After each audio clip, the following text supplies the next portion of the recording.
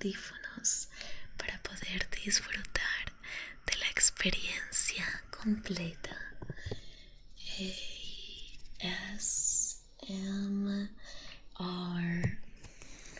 Y por primera vez en el canal voy a hacer unos videitos con el tema de Halloween, y para ello mi chat de Twitch y yo hemos escogido unos relatos de Edgar Allan Poe y Howard Philip Lovecraft para leérselos mientras disfrutan de los sonidos ASMR.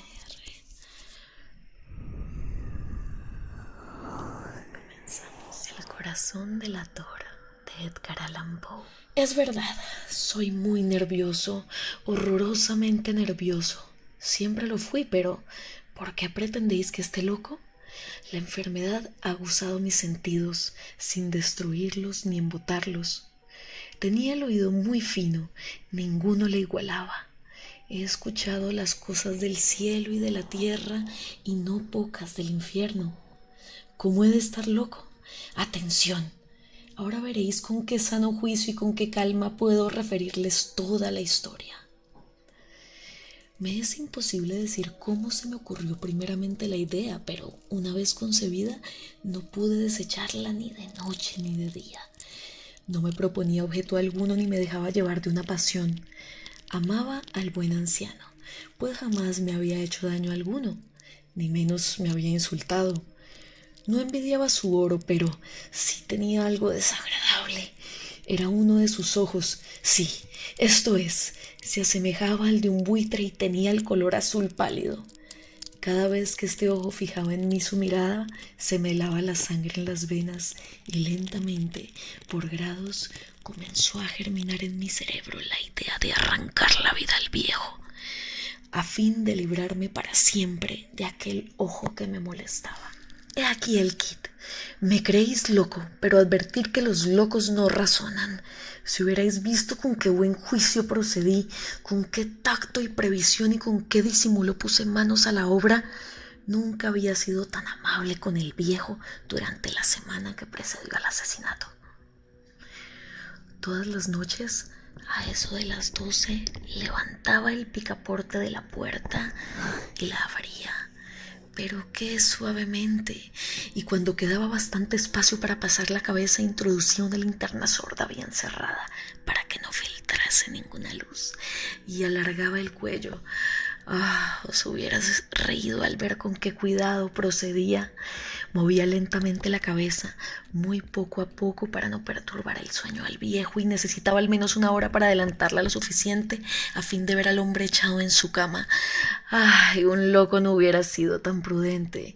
Y cuando mi cabeza estaba dentro de la habitación, levantaba la linterna con sumo cuidado. Con qué cuidado, con qué cuidado, porque la charmela rechinaba.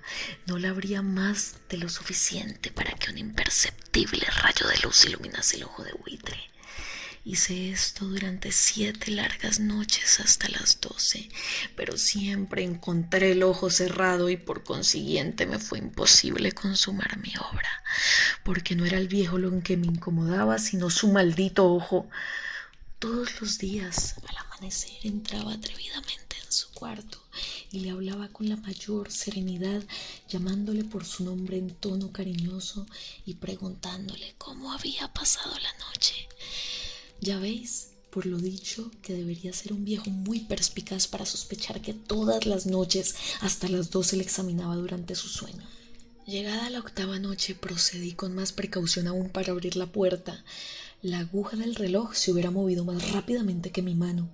Mis facultades y mi sagacidad estaban más desarrolladas que nunca y apenas podía reprimir mi emoción de triunfo. Pensar que estaba allí, abriendo la puerta poco a poco, y que él no podía ni siquiera soñar en mis actos.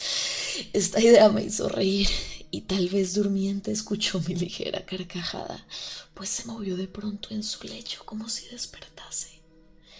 Tal vez creéis que me retiré. Nada de eso.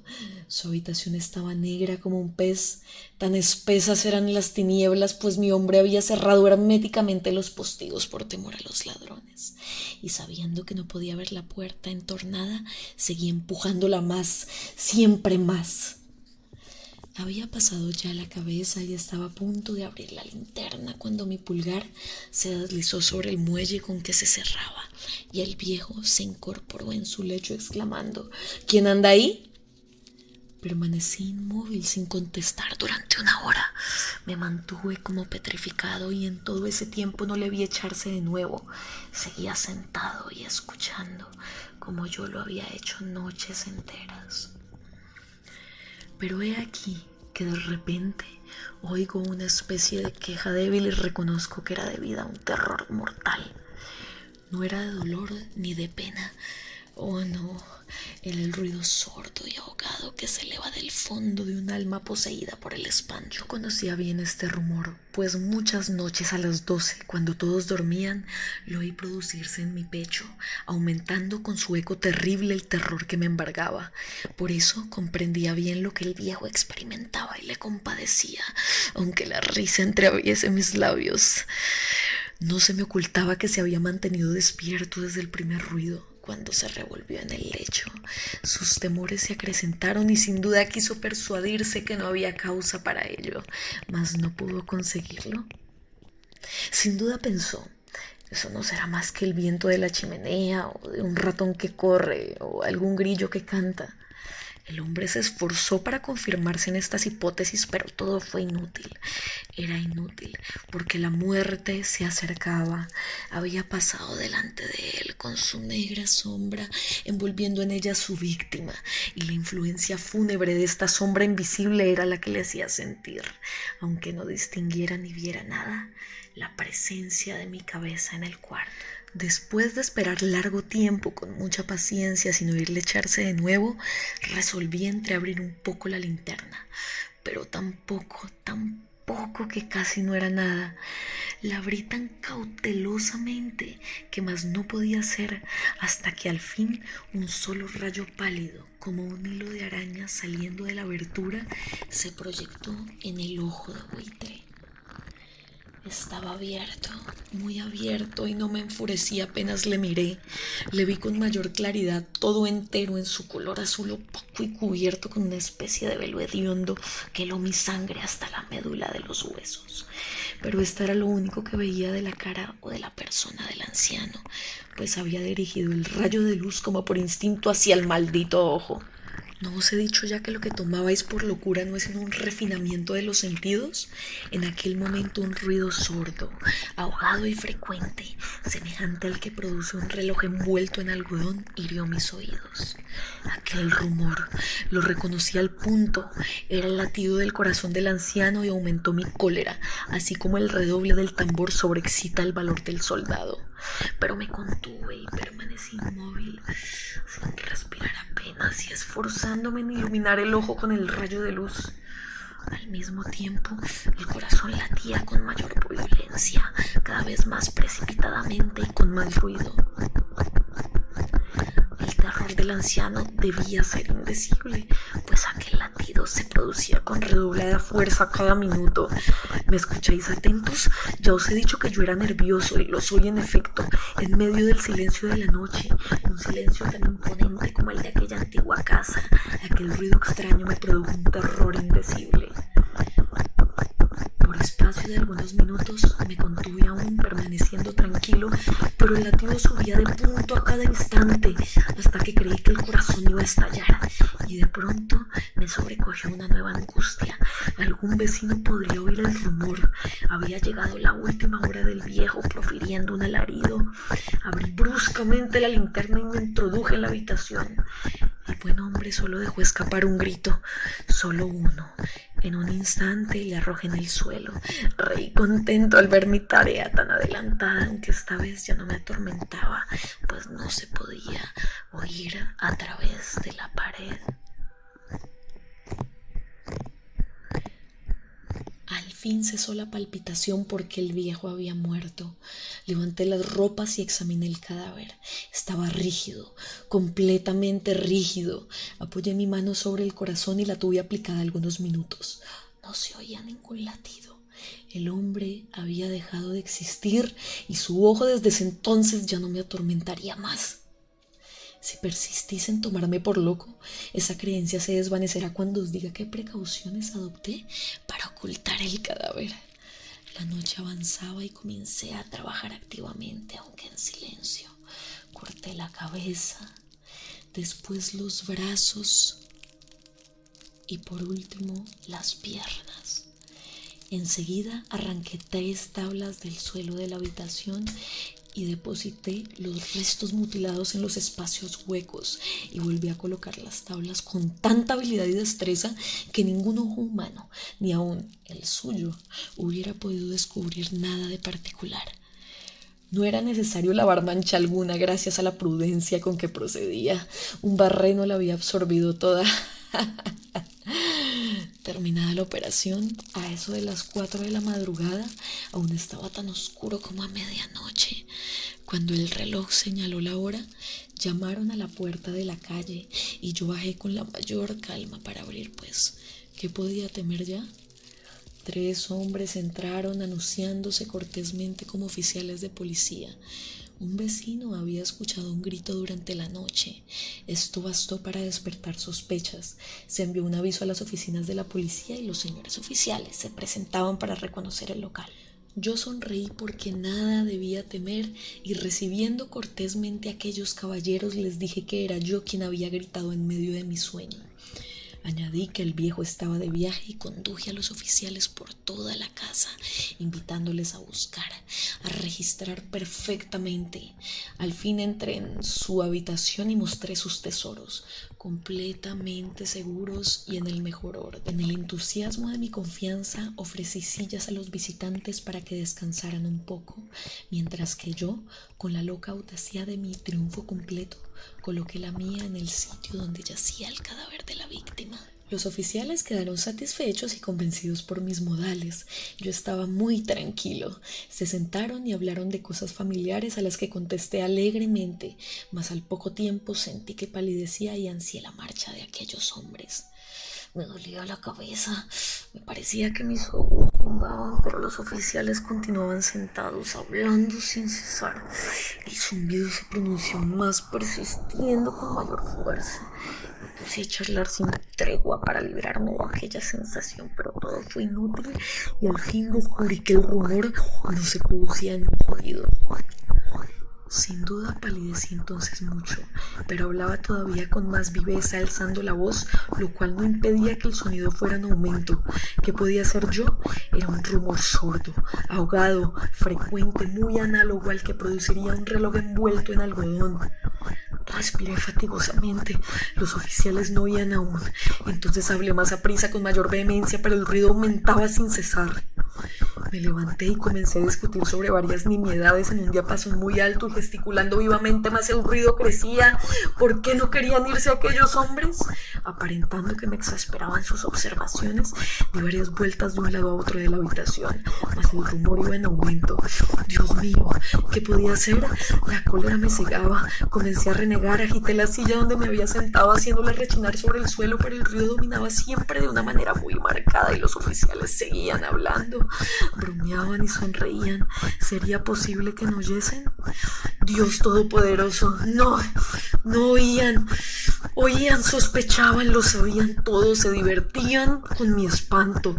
Lo creí y lo creo aún. Cualquier cosa era preferible a semejante burla. No podía soportar más el tiempo. Y los oficiales seguían hablando, bromeaban y sonreían. ¿Sería posible que no oyesen? Dios Todopoderoso, no, oían, sospechaban, lo sabían todo, se divertían con mi espanto. Lo creí y lo creo aún. Cualquier cosa era preferible a semejante burla. No podía soportar más tiempo aquellas hipócritas sonrisas. Comprendí que era preciso gritar o morir, y cada vez más alto. ¿Lo oís? Cada vez más alto, siempre más alto. miserables!, exclamé. No disimuléis más tiempo. Confieso el crimen. Arrancad esas tablas. Ahí está. Ahí está. Es el latido de su espantoso corazón. Los gatos de Ulthar. Howard Philip Lovecraft. Se dice que en Ulthar, que se encuentra más allá del río Sky, ningún hombre puede matar a un gato, y ciertamente lo puedo creer mientras contemplo a aquel que descansa ronroneando frente al fuego, porque el gato es críptico y cercano a aquellas cosas extrañas que el hombre no puede ver. Es el alma del antiguo Egipto y el portador de historias de ciudades olvidadas en Meroe y Ofir. Es pariente de los señores de la selva y heredero de los secretos de la remota y siniestra África. La esfinge es su prima y él habla su idioma, pero es más antiguo que la esfinge y recuerda aquello que ella ha olvidado. En Ulthar, antes de que los ciudadanos prohibieran la matanza de los gatos, vivía un viejo campesino y su esposa, quienes se deleitaban en atrapar y asesinar a los gatos de los vecinos. ¿Por qué lo hacían? No lo sé, excepto que muchos odian la voz del gato en la noche y les parece mal que los gatos corran furtivamente por los patios y jardines al atardecer. Pero cualquiera fuera la razón, este viejo y su mujer se deleitaban atrapando y matando a cada gato que se acercara a su cabaña, y a partir de los ruidos que se escuchaban después de anochecer, varios lugareños imaginaban que la manera de asesinarlos era extremadamente peculiar. Pero los aldeanos no discutían estas cosas con el viejo y su mujer, debido a la expresión habitual de sus marchitos rostros y porque su cabaña era tan pequeña y estaba tan oscuramente escondida bajo unos desparramados robles en un descuidado patio trasero. La verdad era que por más que los dueños de los gatos odiaran a estas extrañas personas, les temían más, y en vez de confrontarlos como asesinos brutales, solamente tenían cuidado de que ninguna mascota o ratonero apreciado fuera a desviarse hacia la remota cabaña, bajo los oscuros árboles. Cuando por algún inevitable descuido algún gato era perdido de vista y se escuchaban ruidos después del anochecer, el perdedor se lamentaría impotente o se consolaría agradeciendo al destino de que no era uno de los hijos que de esta manera había desaparecido, pues la gente de Ulthar era simple y no sabía de dónde vinieron todos los gatos. Un día, una cabaña de extraños peregrinos procedentes del sur entró a las estrechas y empedradas calles de Ulthar. Oscuros eran aquellos peregrinos y diferentes a los otros vagabundos que pasaban por la ciudad 2 veces al año. En el mercado vieron la fortuna a cambio de plata y compraron alegres cuentas a los mercaderes. ¿Cuál era la tierra de estos peregrinos? Nadie podría decirlo, pero se les vio entregando extrañas oraciones y que habían pintado a los costados de sus carros extrañas figuras de cuerpos humanos con cabezas de gatos, águilas, carneros y leones. El líder de la caravana llevaba un tocado con 2 cuernos y un curioso disco entre los cuernos. En esta singular caravana había un niño pequeño sin padre ni madre, sino con solamente un gatito negro a quien cuidar. La plaga no había sido generosa con él, mas le había dejado esta pequeña y peluda cosa para mitigar su dolor. Y cuando uno es muy joven, uno puede encontrar un gran alivio en las vivaces travesuras de un gatito negro. De esta forma, el niño al que la gente oscura llamaba Menes sonreía más frecuentemente de lo que lloraba mientras se sentaba jugando con su gracioso gatito en los escalones de un carro pintado de manera extraña. Durante la tercera mañana de estadía de los peregrinos en Ulthar, Menes no pudo encontrar a su gatito, y mientras sollozaba en voz alta en el mercado, ciertos aldeanos le contaron del viejo y su mujer, y de los ruidos escuchados por la noche. Y al escuchar esto, sus sollozos dieron paso a la reflexión y finalmente a la oración. Estiró sus brazos hacia el sol y rezó en un idioma que ningún aldeano pudo entender, aunque no se esforzaron mucho en hacerlo, pues su atención fue absorbida por el cielo y por las formas extrañas que las nubes estaban asumiendo.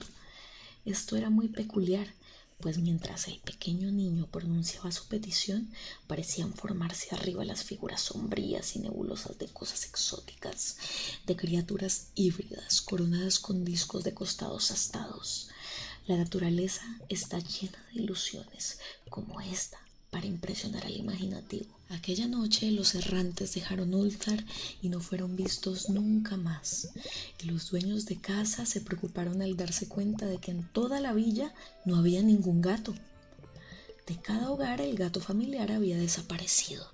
Los gatos pequeños y los grandes, negros, grises, rayados, amarillos y blancos.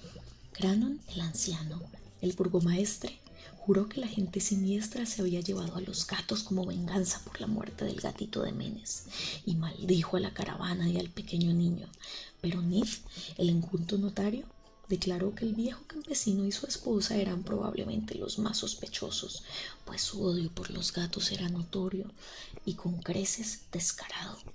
Pese a esto, nadie osó quejarse ante la dupla siniestra, a pesar de que Atal, el hijo del posadero, juró que había visto a todos los gatos de Ulthar al atardecer en aquel patio maldito bajo los árboles. Caminaban en círculos lenta y solemnemente alrededor de la cabaña, dos en una línea como realizando algún rito de las bestias del que nada se ha oído.